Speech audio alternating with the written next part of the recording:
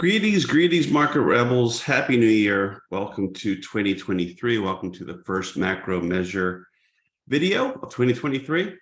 I'm Wayne. My partner Ryan's working on some other stuff that we had to get out for the week, but let's get cranking on our first macro measure. Have a lot to cover. Let's see if I can get some cooperation from my computer here. And here's our trusty disclaimer. And let's get our trusty intellectual property rights notice flashed as well. I think that takes care of that. Now, if I can, I would like to pull a browser into our field of view. And here it is. Let's get this over here since the computer wants to record over here as of now. So this is part of what Ryan put out this week for the market outlook. And I just wanted to comment on a few of these things really briefly.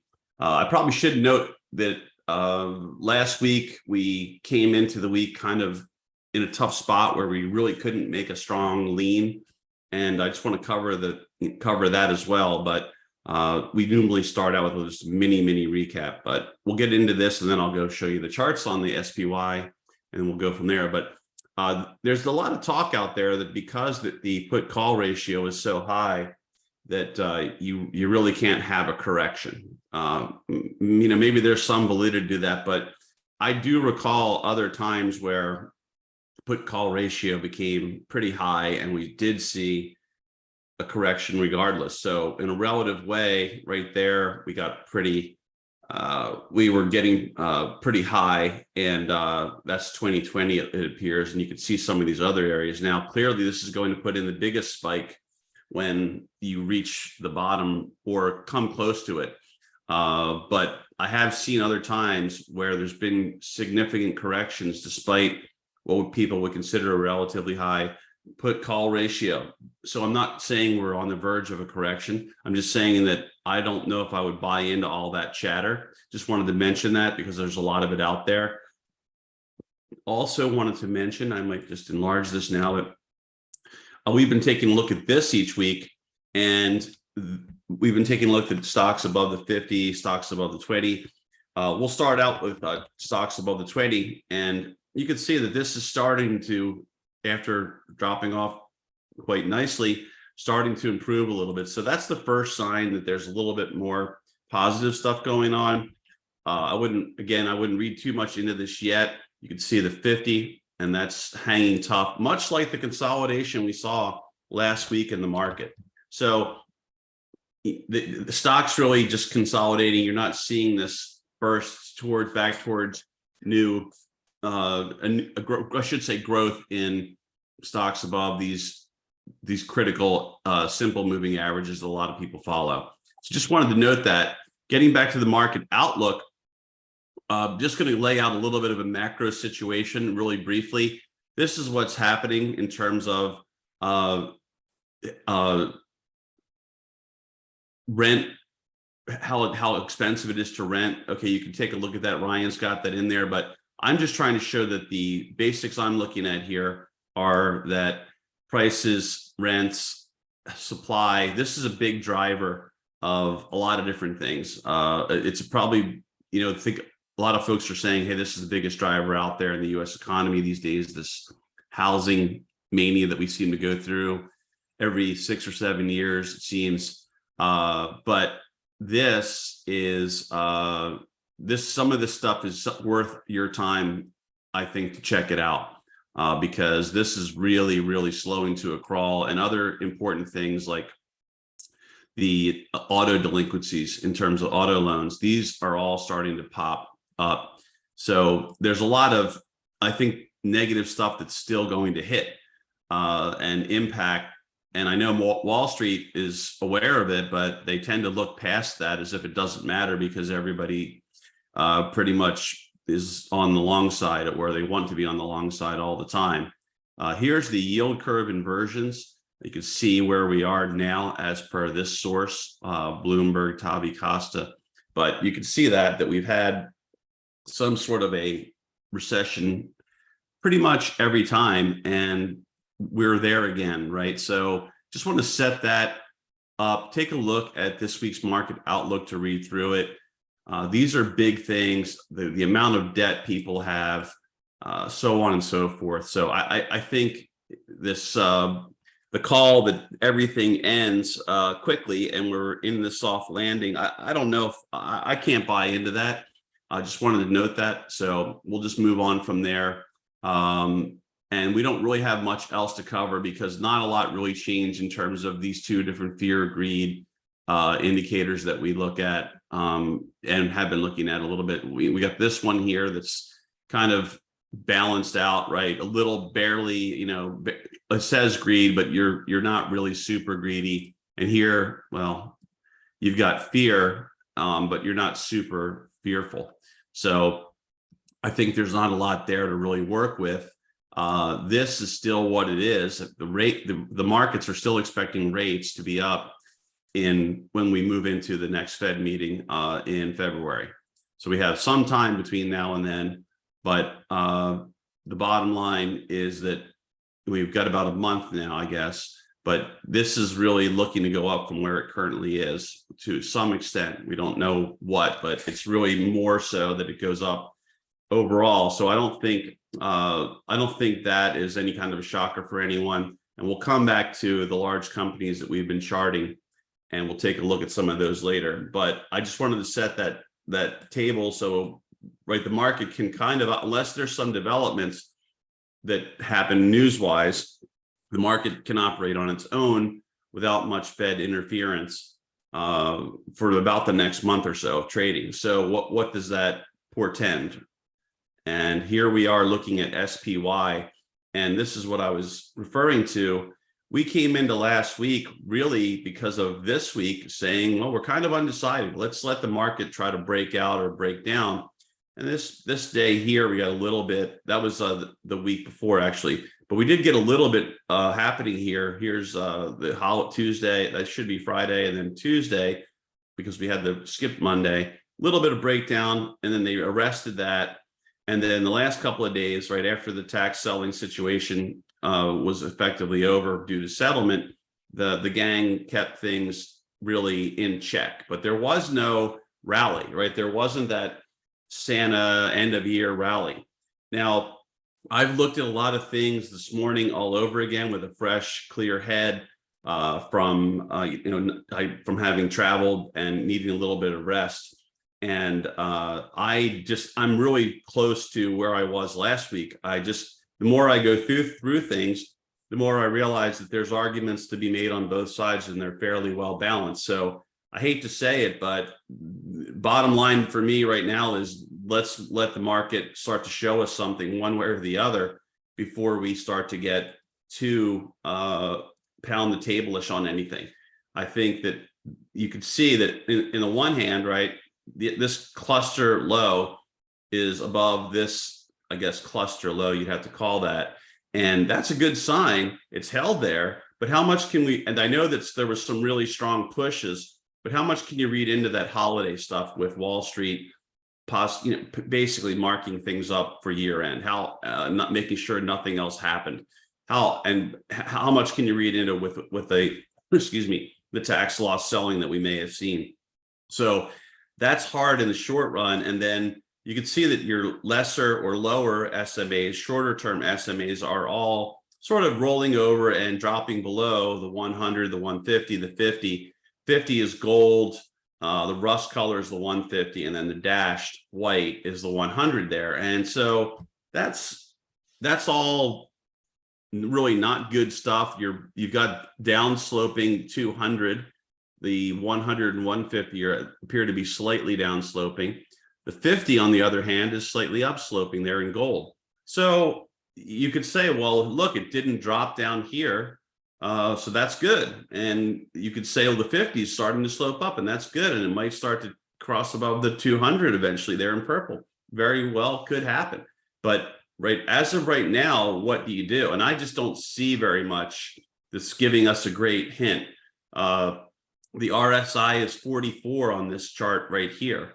So that's probably close if it was on 14, which a lot of people use. But bottom line is that, look, this thing's not really one way or the other at the moment. And if I look at the cyclical stuff I like to look at in terms of time cycles, I look at it where it's sort of balanced out. And we talked about this stuff for really all year long. We talked about this expanding. Some people would maybe call it a megaphone, expanding wedge, whatever. I don't get caught up in that stuff. I know a lot of people get hung up on that, but you could see that we talked about this sort of an inverted head and shoulders that was maybe a compound head and shoulders, and that if it didn't fire and go, which it hasn't yet, that it could really be trouble for the market. And I still think that could be the case. I still think that this situation could develop into a retest of the lows for sure. I just don't see anything yet that's saying, yeah, they're really swinging momentum around so strongly and things are trading so poorly that this thing's about to give it up. Now, it could change, obviously, when we open up for trading for this week. You could see some bad news that starts getting reflected in the markets, and stocks start going lower. But quite honestly, I didn't see that. Now, one thing that's probably going to be a little strange is that I'd like to just share. Let me pull these over, because we will talk about these in sector situation, but looking through the sector charts as we are right here, I wouldn't say that all of them are in this situation, but if you look at some of the sectors that have really been leaders lately, this sort of looks like, to me, like there's some bearish flags forming in some of these sectors. And I'll try to just enlarge them a little bit, and then I'll just try to put some, that's too much, but I'll put some lines around them if I can, if it lets me. But just to give you an idea of what I'm referring to, here's the staples, consumer staples. And I'll cover these a little bit more, of course, in sector situation, but that looks to me like a possible bear flag right there. So I don't think that looks crudely drawn, but I don't think that looks promising typically, right? That's normally something that I would say that, I don't know, I would ballpark it around 70% of the time. The real break in the action, the real break should happen to the downside here.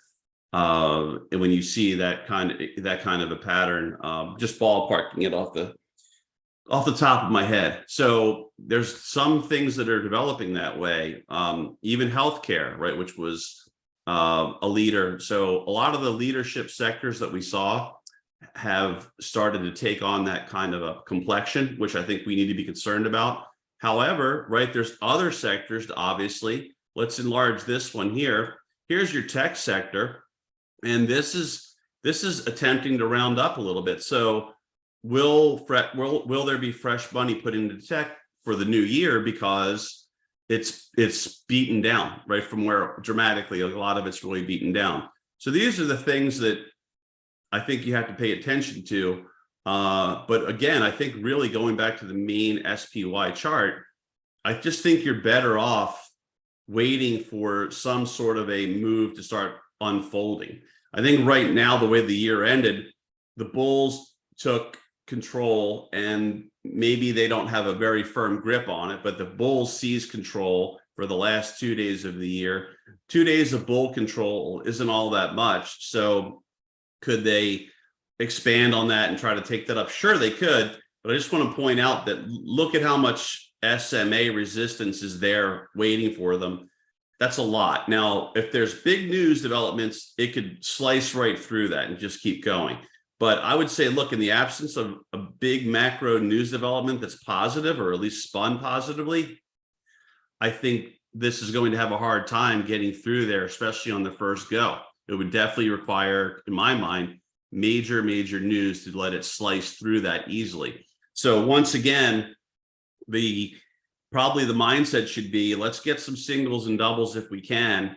And if it starts taking this out, great. Maybe then it trades up to the 200 there in purple. Maybe it closes this little mini gap right here, and so on and so forth. But I just can't be a bull, a pound the table bull quite yet, nor can I be a pound the table bear quite yet. Right? I want to see the bears, excuse me, the bears that seem to have stepped aside somewhat on Thursday and Friday. I want to see them return and start to treat everything miserably like they have been. Now, this is pretty much the case, by the way. Let's cover this just to be thorough. But this is pretty much the case for the major index ETFs. So not all of them look exactly the same, but they're fairly similar. Here's IWM, right? That looks somewhat similar. So bulls are in control for now. If that stays and we open the week that way, I would look for them to try to work things back up towards the 50 there in gold, just to give you an idea of what I'm thinking in terms of the bulls, excuse me, try to assert themselves. But when we talk about, I need a little water, excuse me. When we talk about other things, I think you'll see that, wow, geez, Thinkorswim, why is it not giving me my, the right edge here? So here we are in the Qs, and a lot of you know these have not fared as well as SPY, DIA, and even IWM, but they're trying to put a little bit of a rounding bottom in. Now, where do they get to on the close on RSI on the 28th? 32. So right near technically oversold levels that I don't really need it to get to 29.99 to be happy about. But look, it found support just about where you would expect given how we saw this reversal from here. So that's pretty much very similar level, and they're trying to do something, but they're running into all the SMAs just like they are in the other major index ETFs. So, but there's a little bit happening there. If it gets above the 10-day there in white, 10 SMA, then I would say, look, it probably tries to power up to the 20 in blue, and that would be a decent little move.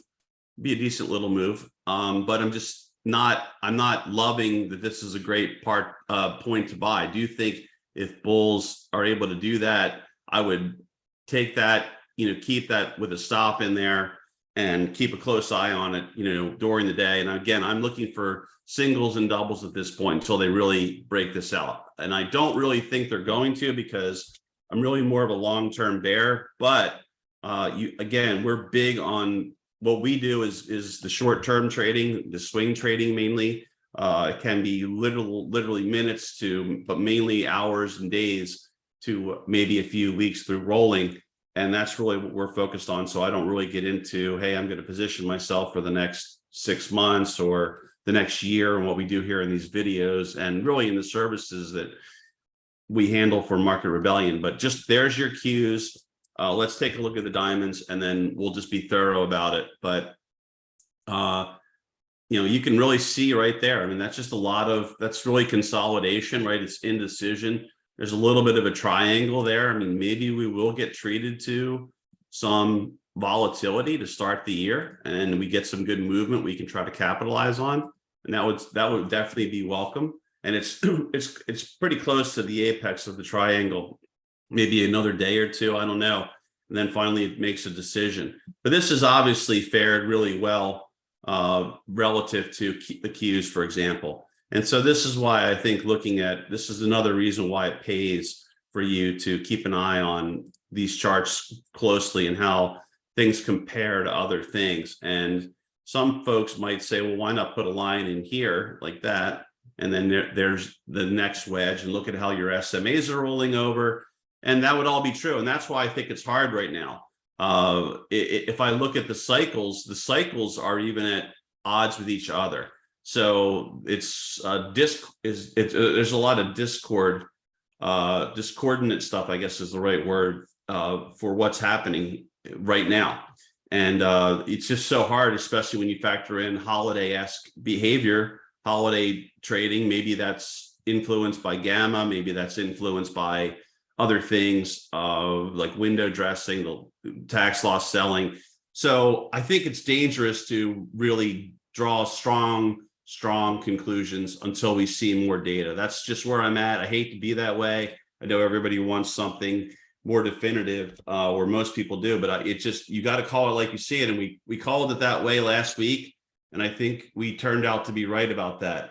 And I think really the last several times we've done that, we've been right about it. I would say the last 3 or 4 times where we said, look, it's a tough call right now. I'm not sure. Let's wait and see how things develop. I think we've been on the mark on those. So I don't really feel bad about it. I just wish that we weren't at that juncture. But that's how it is when you record a video. Really, every weekend you're always going to be prisoner of that juncture you're at, that snapshot in time, and that's all I can work with. Now, as the week unfolds, I can start to, which I do, say in Rebel Pit and in UOA Pro especially, that, hey, this is what's going on. I see this deteriorating, or these things are starting to improve. Be careful. But I just don't see it yet. I don't see enough for us to work with and be super confident. Now, obviously, Apple's a big deal, so we're going to go through some of these big ones, some of the biggest market caps, like we have been. That might give us a little bit more insight. And, I think Apple honestly finished out pretty well. I think that it needs to get through that 10-day there in white, and that's at 131.43 right now. If it gets through there, you have to say, if they're rallying the market, it probably tries to put a little scamper together, maybe up to the 20. And then you see what happens, right? There could be some folks that sold it a while ago planning on buying it back, right? When in the new year, possibly, we don't know.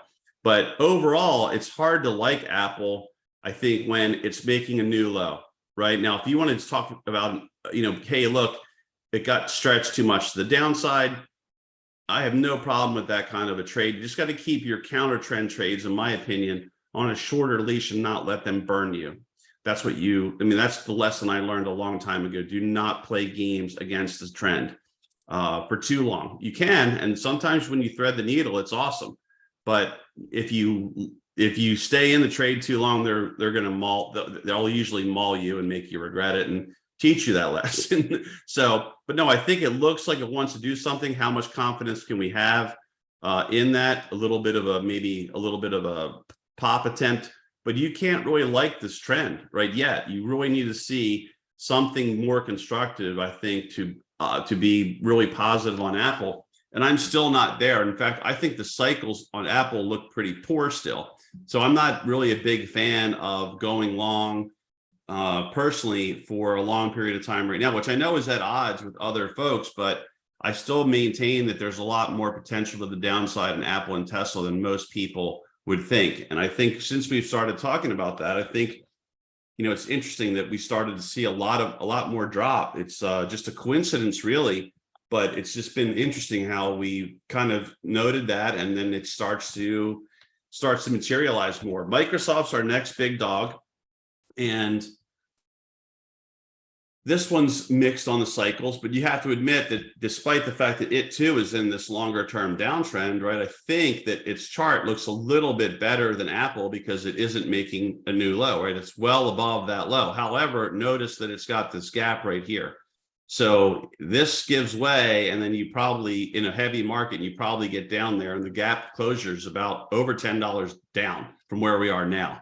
And remember, these are downsloping SMAs. The shorties are rolling over. We're already 10's already below the 50. Naturally, it's below the 15 and 20. So, there's a lot there. Now, if the gang can do what they almost anything, but I don't think you can like that. I think the cycles are a little mixed. I feel a little bit better about Microsoft technically than Apple, but again, it's still trending. Cycles mixed, not as really strong lean at this moment in time for the long term.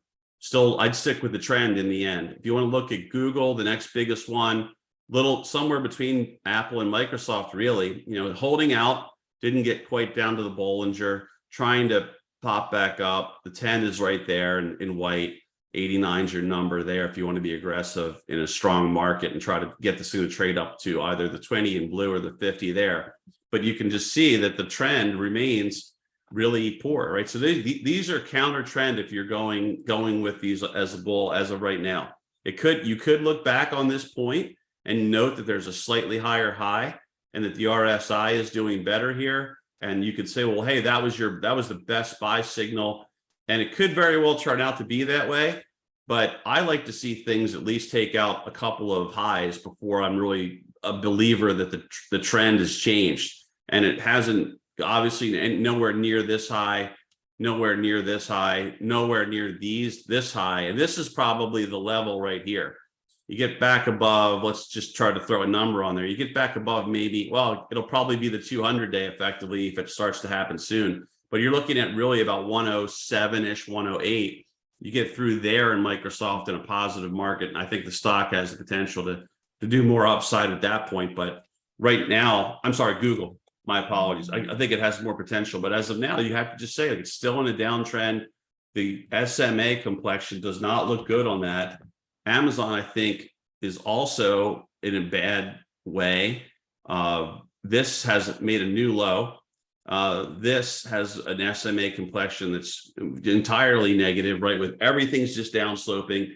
The rate at which it's downsloping is pretty significant. It's made a new low. So it's hard to like stuff making new lows because they tend to continue to make new lows. So these are your biggest names, and you can see that these are, well, at least in my opinion, these are not in a great position to help the market as of right now. BRK/B. Well, I typed that in, but it didn't come out right. Let's see. And you can see this looks really good. I mean, if you think about the relative strength of this thing hanging in there much more strongly than other names and not too far off of these recent highs, this is acting well. So this is above the 20 and all other SMAs now. So yeah, I think this is one that I keep on my list for, hey, this thing could start to gallop in a strong market because it's been acting really well. It really doesn't want to go down all that much. Now, cyclically, this is one of the better stocks out there that I saw. So I would keep this one in mind if you like trading it. If you don't, I get that. But I'm just saying, if you want to keep, hey, this one could be a pretty good bull if they start to run this market. You could get the beaten down names to react strongly, and you could also have stocks that just don't want to go down all that much also do very well. I think you can see here in UNH, like this is Triangle 101. It just really sticks out to you when you take a look at it. And I won't try to draw all these perfectly. Let's just get them done because we have a lot of stuff going on here. But you kind of get that idea of what's happening there. And so again, you know what I'll say, SMA's flatlining. Let's let this thing do something, at least take that high out, and then in a strong market, or right, if it breaks down below the 200 there, could have another quick little plunge, but earnings are coming up, so I don't know how much it will happen in front of earnings. You might get kind of tied up in lack of volatility in that one also, if folks are waiting to see what the earnings produce. This J&J kind of got a little beat up more late in the week than we saw in the indices, but this one, I would have said, if it would have closed strong, I would have said, this one looks pretty good cyclically. So I think that could start to do a little bit better, but it's clearly hung out better, and it's a big market cap. But I don't see anything great about it. I think I would just wait to trade it above these recent highs. And then if it can't hold the 50 in a heavy market, the gold line, I would then be considering, going with that trade down. That it's failing. ExxonMobil's our next big one, and clearly this started to come back. And I think we talked about that last week, that it was starting to maybe try to look a little better. Started out the week above the 50. They did the old break it down back below to frustrate people. It held right above the 10 and 15, and then they came in for it Thursday and Friday. But I still think that's on the cusp of wanting to move higher at this snapshot in time. That's how I would look at that. Cyclically, this is another really good one in terms of all the time cycles I like to look at. I think a lot of people are bullish on that. It did have a correction, and that was good because I think it was overcrowded, maybe took some of the froth out above all the SMAs now, and maybe we start to try to push onward, right? So I think if that does break out and takes out the high there, 110.47 on the closing basis, or 110.50, which was Friday, it should try to go back up at least towards a few dollars. It should try to go back up a few dollars if it puts a real breakout together. And it's on the verge, I think, of doing that, or at least attempting to. So Visa, another big one. And this one is cyclically another one that was doing better and is doing a little bit better, and it's not so bad if it gets above the 20 SMA there in blue. We have everything else to the downside. So you can see that this low is above this low, which is above this low, which is above that low. So I think it's, to your eye, it's still keeping higher high, higher low to an extent. I think this is a big deal that it took these lows out that are around there on the flat line, but note that it quickly recovered and they're trying to get it back above. So they might be able to do a little kind of scamper here if it gets above that 20 in a strong market. They might try to move that back up. So if volatility is crunched in there, which a lot of vol was, it might be a good trader if we do get a real like rocking and rolling start to the year. JP Morgan is another one I think that looks good cyclically. If you're someone who likes trend lines, I mean, this is about as clear as I think you can get with it right there. And you're really close, I think, to, well, I couldn't get it perfect, but you're really close to clearly breaking out and maybe going. So again, in a strong market, I would keep that one on my radar. And note though that it does have a dividend, and note that earnings are due out in less than 2 weeks. But could there be a little scamper before then? I think there could be. So keep your eye on that one. Tesla, not the big dog in terms of market cap that it was, had a nice little rebound there to close out the week. Everything still looks pretty dismal. It hasn't even gotten above the 10 SMA because it was so beaten down. So if I look at that one, I think cyclically, I think that's really in control of the hands of bears still.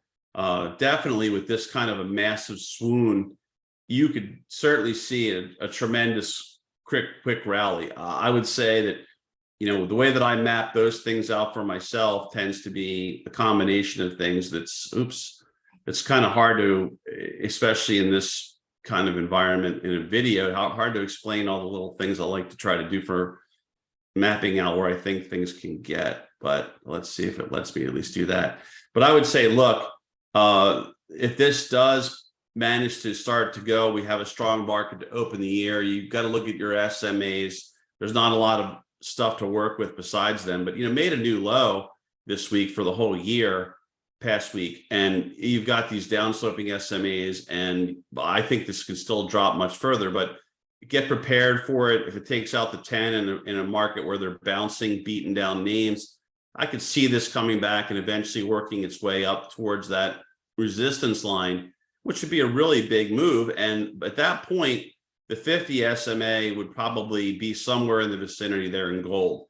So I would say, like, that's what I would work towards, somewhere between that resistance line and that that gold 50 SMA, if they can keep the turn going. There was pretty big volume there towards the end, so maybe some folks stepped in and decided they were going to try to catch a Tesla bounce.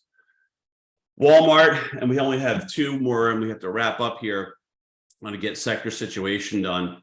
Walmart's fared pretty well of late versus other names, but it still hasn't done well. After it was doing very well for a while, we were charting it that way, and it's been more in this corrective mode.